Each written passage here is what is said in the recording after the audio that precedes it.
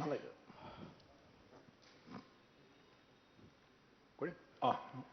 মাননীয় অধ্যক্ষ মহোদয় উত্তৰ সদনৰ মজিয়াত ৰখা সন্মানীয় অধ্যক্ষ মহোদয় মোৰ প্ৰথম সাপ্লিমেণ্টাৰী মোৰ দুটা সাপ্লিমেণ্টাৰী আছে প্ৰথম সাপ্লিমেণ্টাৰীটো হ'ল যে আমি দেখিছোঁ যে যিবিলাকে এতিয়া NPS পাইছে নিউ পেনশন সিস্টেমলৈ আহিলে বা নেশ্যনেল পেনশন সিস্টেমলৈ আহিলে সেই সিস্টেমত খুব কম পৰিমাণে পেনশন পাইছে মাহিলী যেনেকৈ ধৰক মোৰ লগত ইয়াত আছে গৌৰাংগ চন্দ্ৰ প্ৰাক্তন প্ৰধান শিক্ষক গোপালপুৰ ME স্কুল পাথাৰকান্দি কৰিমগঞ্জ তেখেতে এই মাহত মানে পাইছে 2553 টকা পেনশন তেখেতৰ কেঞ্চাৰ হৈ আছে পৰিয়ালৰ লোকে জনাইছে যে তেওঁলোকৰ পৰিয়ালটো সাংঘাতিক ধৰণে বিপদত আছে কিন্তু তেওঁলোকে একেবাৰে চলিব পৰা অৱস্থাত নাই গৌৰাংগ চন্দ্ৰ তেখেতৰ নাম দুই নম্বৰটো হ'ল যে দম্বৰু খনাল তেখেতেও 2020 চনত ৰিটায়াৰ কৰিছিলে মুক্তিনাথ পুখৰেল ME স্কুল গমিৰি গহপুৰত তেখেতে আজিৰ দিনটোত 1437 টকাৰ পেনশন লাভ কৰিছে তাৰপাছত আপুনি কোৱেশ্যনটো কৰক হয় শশধৰ নাথ আৰু এটা মাত্ৰ হেৰি কৰি শশধৰ নাথ প্ৰধান শিক্ষক লংগাই চাহ বাগিচা তেখেত পাথাৰকান্দি কৰিমগঞ্জ তেখেতে 1088 টকা পেনশন পাইছে মাহেকত এতিয়া মোৰ প্ৰশ্নটো হ'ল যে পশ্চিমবংগ ৰাজস্থান হিমাচল প্ৰদেশ ছত্তীশগড় ঝাৰখণ্ড কৰ্ণাটক এইবিলাক ৰাজ্যই আগৰ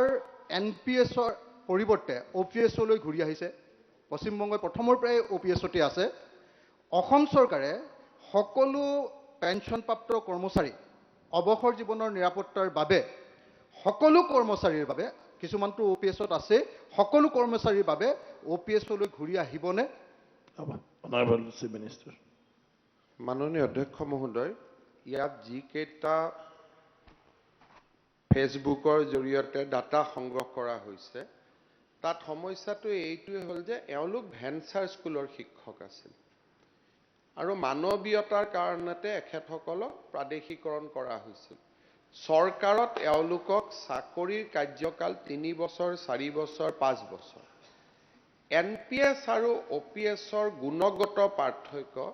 প্ৰাদেশিকিত ভেঞ্চাৰ স্কুলৰ শিক্ষকক লৈ কৰা উচিত নহয় আজি আমাৰ কনিষ্ঠ বলত যিবিলাক ল'ৰা সোমাইছে বা আমি যি 1 লাখ ল'ৰাক নিযুক্তি দিছোঁ তেওঁলোকে OPSতকৈ বহুত বেছি টকা পইচা পাব আফটাৰ 35 years of service আজি যিখিনি OPSৰ কাৰণে আমি সঘনাই পাই আছোঁ এই গোটেইখিনি অখিল গগৈ ডাঙৰীয়াৰ উত্তৰতে দেখা গৈছে যে তিনিওজনেই শিক্ষক আৰু এওঁলোক প্ৰাদেশিকিত বহুত দিন ব্যক্তিগত খণ্ড বা সামাজিক খণ্ডত কাম কৰি তেওঁলোক ভেঞ্চাৰ আছিলে ভেঞ্চাৰৰ পৰা প্ৰভিন্সিয়েলাইজ হ'ল কোনোবা 8 মাহ কাম কৰিছে কোনোবাই 6 মাহ কাম কৰিছে কোনোবাই 2 বছৰ কাম কৰিছে কোনোবাই 3 বছৰ কাম কৰিছে এতিয়া এখেতসকলে চৰকাৰৰ পেনশন পোৱাৰ বাবে বহুতে যিটো ৰিকোয়াৰ্ড পিৰিয়ড অফ সাৰ্ভিস কৰিব লাগে সেই সাৰ্ভিসটো কৰা নাছিলে যে এওঁলোক OPS হলেও পেনশন পাব বুলি কোনো গ্যাৰান্টি নাছিলে কাৰণ পেনশন পাবৰ কাৰণে এটা ৰিকোয়াৰ্ড সাৰ্ভিস এটাও কৰিব লাগে এতিয়া প্ৰশ্নটো হ'ল ভাৰত চৰকাৰে এখন কমিটি বনাই দিছে OPS আৰু NPSৰ বিষয়টো আলোচনা কৰাৰ কাৰণে তাতে অসম চৰকাৰে এটা প্ৰস্তাৱ দিছে যেটো যোৱাকালি কেৰালাটো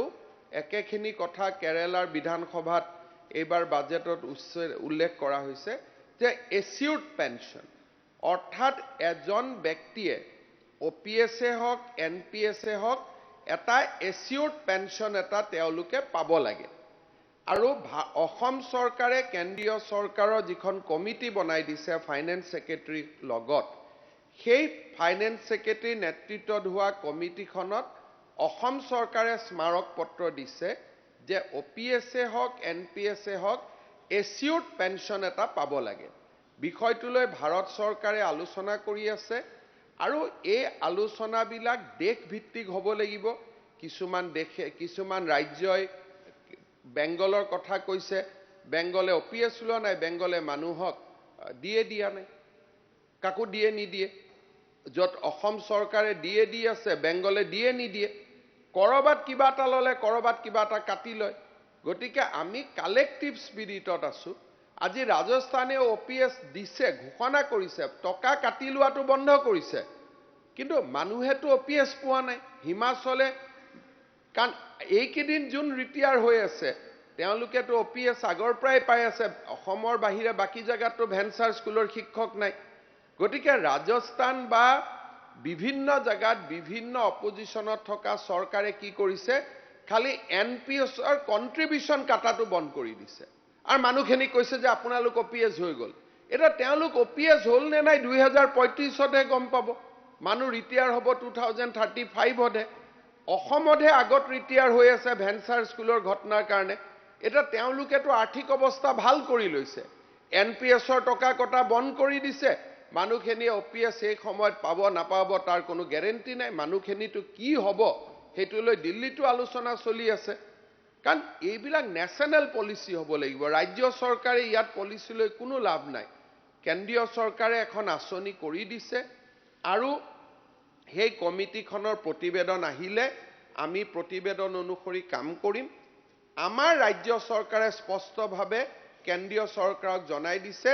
যে আমি এচিউৰ্ড পেনশ্যন এটাক মুখকতা কৰোঁ, যে এটা মিনিমাম পেনশ্যন এটা মানুহে পাবই লাগিব। সেই কথাটো আমি কেন্দ্ৰীয় চৰকাৰক আমাৰ মেমৰেণ্ডামত আমি জনাই দিছোঁ। কিন্তু যোৱা কেইদিনমান আগতে সদনত পীযুষ হাজৰিকা ডাঙৰীয়া এটা উত্তৰ দিছিলে, নতুন কৰ্মচাৰীখিনি OPSত যাব নোখোজে, যি আজিকালি এপইণ্টমেণ্ট পাইছে, পৰহি এপইণ্টমেণ্ট পাইছে। কাৰণ they have a long service career of 35 years। যি ল'ৰাই 20-21 বছৰত চাকৰি কৰিছে তেওঁলোকে 40 বছৰ চাকৰি কৰিব। গতিকে 40 বছৰত NPSত তেওঁলোকে চাকৰি কৰাৰ পিছত যিমান পেনশ্যন পাব, it will be almost equivalent to the salary. সেইকাৰণে এটা নিয়ম হ'ব নোৱাৰে। আজি যদি আপোনালোকে কয় যে মই OPS কৰি দিম, আজি চাকৰি পোৱা ল'ৰাখিনিয়ে প্ৰতিবাদ কৰিব যে আমাকতো নালাগে OPS। কাৰণ পৰিৱেশ সময়ৰ লগে লগে পৰিৱৰ্তন হৈ যায়। সেইকাৰণে ভাৰত চৰকাৰক মই যোৱাবাৰো সদনত উত্তৰ দিছোঁ যে আমি যেহেতু চেন্ট্ৰেল পে স্কেল ইমপ্লিমেণ্ট কৰিছোঁ, আমি ভাৰত চৰকাৰৰ লগত যাম। ৰেলৱেৰ কৰ্মচাৰীও আছে, ভাৰত চৰকাৰৰ অধীনত কাম কৰা কিমান লাখ লাখ কৰ্মচাৰী আছে। গতিকে তেওঁলোকৰ হিতৰ কাৰণে যিটো সিদ্ধান্ত গ্ৰহণ হ'ব, ৰাজ্য চৰকাৰেও সেই সিদ্ধান্তটো গ্ৰহণ কৰিব। কিন্তু ভেঞ্চাৰ স্কুলৰ শিক্ষকসকলৰ পে স্লিপখন লৈ পেলাই যে গোটেই কৰ্মচাৰীৰে তেনেকুৱা এটা অৱস্থা হ'ব, তেনেকুৱা ভয় খুৱাই থকাটো উচিত নহয়। কাৰণ এইটো তথ্যৰ ৰূপত প্ৰতিষ্ঠিত নহয়। 3 বছৰ চাকৰি কৰা আৰু 30 বছৰ চাকৰি কৰা মানুহৰ মাজত বহুত বেছি পাৰ্থক্য থাকে। অধ্যক্ষ মহোদয়, Question. মই মোৰ ছেকেণ্ড ছাপ্লিমেণ্টেৰীটো কৈ লওঁ। অধ্যক্ষ ডাঙৰীয়া যদিও তেখেতে কৈছে যে এইটো 3 মাহ 4 মাহ 3 বছৰ কাম কৰা, মই যি 3টা উদাহৰণ দিছিলোঁ, এজনৰ 10 বছৰ, এজনৰ 9 বছৰ, এজনৰ 8 বছৰ চাকৰি হৈছিলে। আৰু মোৰ লগত আৰু তেনেকুৱা ঢেৰ আছে বেলেগ বেলেগ ডিপাৰ্টমেণ্টৰ পৰা, যিবিলাকৰ পৰা কিন্তু দেখা গ'ল যে মুখ্যমন্ত্ৰী ডাঙৰীয়াই আচলতে পুৰণি পেঞ্চন ব্যৱস্থালৈ আহিব খোজা নাই। এতিয়া মোৰ দ্বিতীয় মোৰ ছাপ্লিমেণ্টেৰীটো হ'ল, মাননীয় মুখ্যমন্ত্ৰীয়ে যোৱা 21 মাৰ্চ 2023 তাৰিখৰ দিনা বিধানসভাত মোৰ এটা সংকল্প প্ৰস্তাৱৰ উত্তৰত কৈছিলে যে 2035 চনতহে মানে গম পোৱা যাব যে আচলতে লাভ হৈছে নে লোকচান হৈছে। এই কথাটো কৈছিলে যে OPS আৰু NPSৰ গেপটো, মানে যদি OPS আগতে যিটো পাইছিলে তেনেকুৱা পেঞ্চনত যদি যিমান বেছি পায় তাতকৈ যদি NPSত কম পায়, তাৰ যিটো মাজৰ যিটো গেপ সেইটো আমাৰ ৰাজ্য চৰকাৰে দি দিম বুলি কৈছিলে। এতিয়া অসমত 7,600জনে নতুনকৈ পেঞ্চন পায়, NPS পায় 7,600জনে। কিন্তু এই 7,600জনক এজনকো, য'ত কোনোবাই 400 টকা পায়, কোনোবাই 300 টকা পায়, কোনোবাই 2500 টকা পায়, সিমান টকালৈকে পায়, তেওঁলোকৰ OPS আৰু NPSৰ যিটো গেপ, সেই গেপটো এতিয়ালৈকে 1 টকাও দিয়াৰ ব্যৱস্থা কৰা নাই। যেতিয়ালৈকে OPS লাগু নকৰিব, এতিয়ালৈকে এই 7,600জন বা যিকোনো এজন ৰিটায়াৰ কৰা নতুন এমপ্লয়ী চৰকাৰে এই গেপটো যিটো গেপ, সেই গেপৰ এমাউণ্টটো পে কৰাৰ ব্যৱস্থা কৰিবনে তেখেতৰ প্ৰতিশ্ৰুতি অনুসৰি? 21 মাৰ্চ 2023 তাৰিখৰ প্ৰতিশ্ৰুতি। মাননীয় অধ্যক্ষ মহোদয়, মই হাউচত কোনো প্ৰতিশ্ৰুতি দিয়া নাই। মই কৈছোঁ যে এই গেপটো এচিউৰ্ড পেনশ্যন স্কিম হিচাপে দিবলৈ ভাৰত চৰকাৰৰ কমিটিৰ ওচৰত আমি আৰ্জি দিছোঁ। এতিয়া আৰ্জিৰ পিছত ভাৰত চৰকাৰৰ প্ৰতিবেদন আহিব। ভাৰত চৰকাৰে অসম চৰকাৰৰ আৰ্জিটো মানি ল'লে আমি সেই অনুসৰি কাম কৰিম। একজেক্টলি আমি হাউচত যিটো কৈছোঁ সেইখিনি আমি ভাৰত চৰকাৰক লিখি দিছোঁ যে সব ষ্টেটৰ কমেণ্ট বিচাৰিছিল অসমৰ কমেণ্ট এইটোৱে আছিলে যে যদি এজন OPS ৰিটায়াৰ হ'লে 50% পেনশ্যন পায় NPS এজনেও বেংকৰ পৰাই হওক চৰকাৰৰ পৰাই হওক 50% পেনশ্যন পাব লাগে এইটো অসম চৰকাৰৰ বিচাৰ আৰু আমি সেই বিচাৰটো ভাৰত চৰকাৰক দিছোঁ ভাৰত চৰকাৰৰ কমিটিৰ ৰিকমেণ্ডেশ্যন অহাৰ পিছতহে ৰাজ্য চৰকাৰে ব্যৱস্থা ল'ব পাৰিব বুলি সিদিনাখনো প্ৰশ্নৰ উত্তৰত মই বাৰে বাৰে কৈছোঁ গতিকে আপোনালোকে ভিডিঅ' তেখেতে কোৱা ভিডিঅ'টো যদি দেখুৱাই দিব লাগে মই ইয়াত চাউণ্ডটো দি দিওঁ প্লিজ তেখেতে কৈছিলে যে হাউচ এটা যেটো OPS পালে যেটো পইচা পেনশন পালেহেঁতেন 10 বছৰত অধ্যক্ষ সেই পৰিমাণটো আৰু NPS ৰ পৰিমাণটো দুইটা ক্যালকুলেট কৰা হ'ব আৰু ক্যালকুলেট কৰি যেটো গ্যাপ সেই গ্যাপৰ এনসাৰটো দি দিলে মুখ্যমন্ত্ৰী অধ্যক্ষমহোদয় ভিডিঅ'টো অখিল গগৈয়ে নিজৰ ফেচবুকত ধুনীয়াকৈ এডিটিং নকৰাকৈ প্ৰকাশ কৰি দিলে হৈ যাব ঠিক আছে ধন্যবাদ নেক্সট এতিয়া চৰকাৰ তাৰমানে OPS লৈ ঘূৰি নাযায় চৰকাৰে NPS এ কৰিব নহয় জানো অসম চৰকাৰে কেতিয়া কৰ্মচাৰীবিলাকক OPS নিদিয়ে তাৰমানে না এইটো কুৱেশ্যন নহয় মনোৰঞ্জন তালুকদাৰ ডাঙৰীয়া মই মুখ্যমন্ত্ৰীৰ পৰা জানিব বিচাৰিছোঁ কাৰণ আজি NPS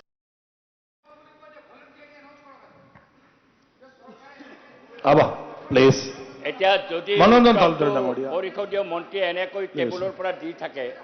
চেয়াৰৰ পৰা প্লিজ দি থাকে অনাৰেবল আমি থাকিব মিনিষ্টাৰ লাগিব তেনেকৈ অনাৰেবল মিনিষ্টাৰ হ'ব কাৰণ তেওঁ যিটো কৈ আছে খালি আবা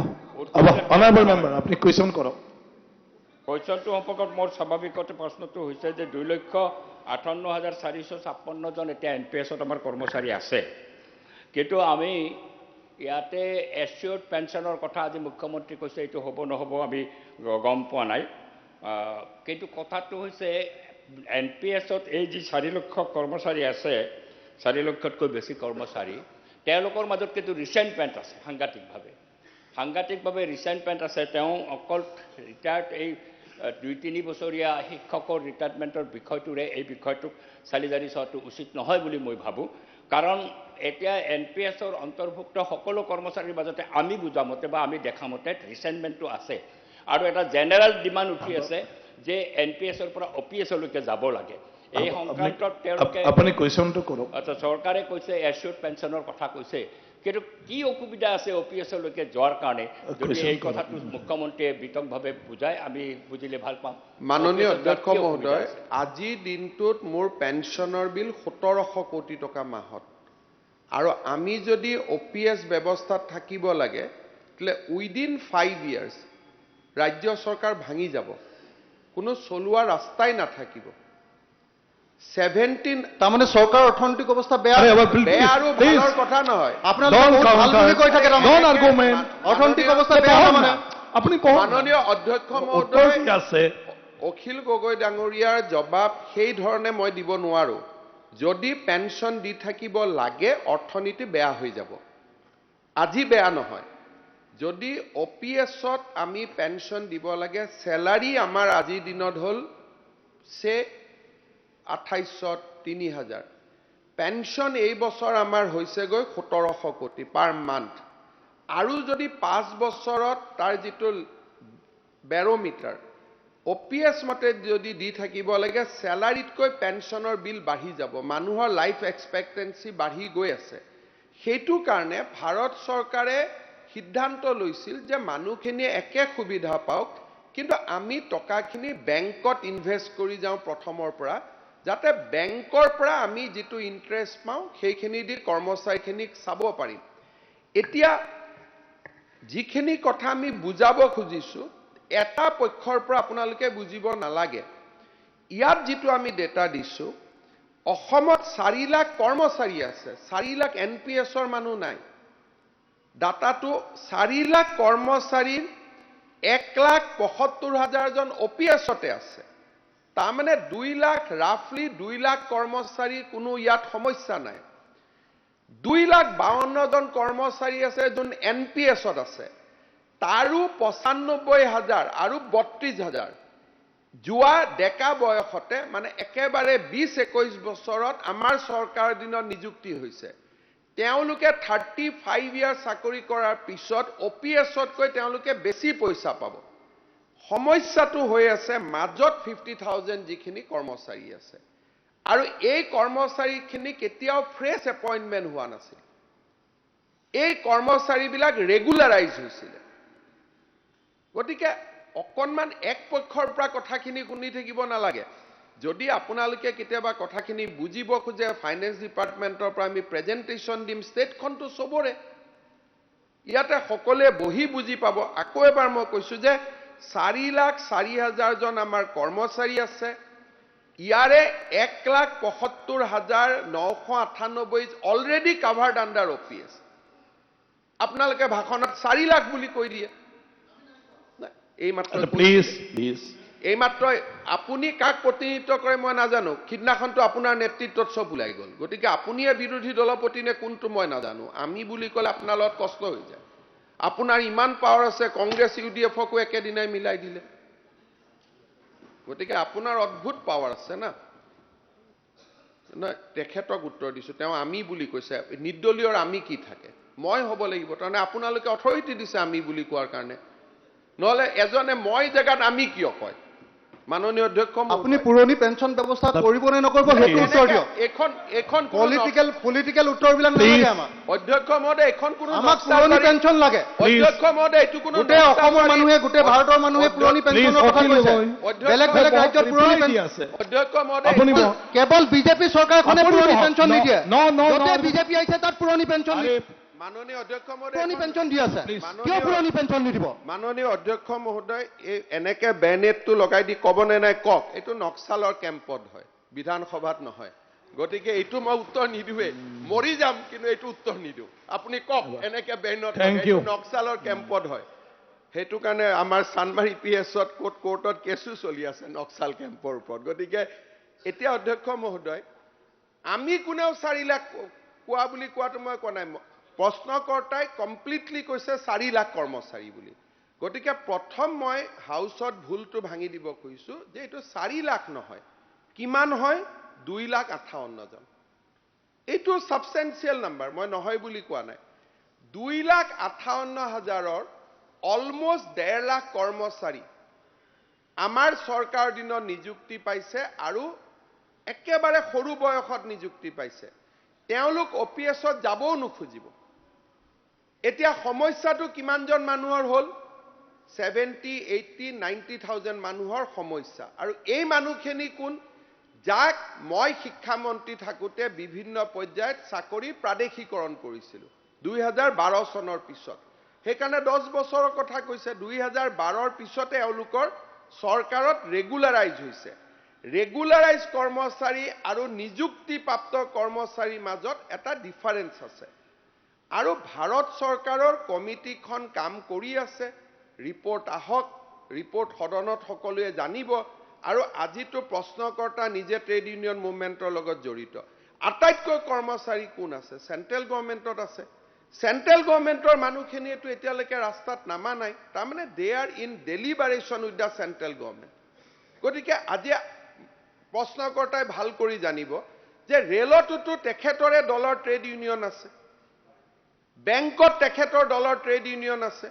আজি বিভিন্ন কেন্দ্ৰীয় চৰকাৰৰ কাৰ্যালয়ত তেখেতৰ দলৰ ট্ৰেড ইউনিয়ন আছে তেওঁলোকতো আন্দোলনত নমা নাই তাৰ মানে কি যে ভাৰত চৰকাৰৰ লগত কবাত নহয় কবাত এটা সুন্দৰ আলোচনা চলি আছে গতিকে আমি অলপ অপেক্ষা কৰিব লাগে মই ইনান সংকল্প প্ৰস্তাৱতো কৈছিলোঁ যে আমি অলপ অপেক্ষা কৰা ভাল ভাৰত চৰকাৰৰ কমিটিৰ ৰিপৰ্টটো কি হয় আৰু কমিটিৰ ৰিপৰ্টটো যদি নিগেটিভ হয় যোৱাবাৰো মই কৈছিলোঁ তেতিয়া আমি হাউচত আকৌ এবাৰ বহিম এই মানুহখিনিতো আমাৰে মানুহ কিন্তু এনেকৈ আপুনি OPS কৰিব নে NPS কৰিব এনেকৈ থোৰে ৰাজহুৱা সেৱা চলিব এইখনতো গভৰ্ণমেণ্টৰ মই মালিক নহয় I am just A custodian of the government আজি কংগ্ৰেছে উদ্ৰ কৰিছে তেওঁলোকেওতো এইটোৰ লগতে আছিলে ধন্যবাদ কুৱেশ্যন নম্বৰ 2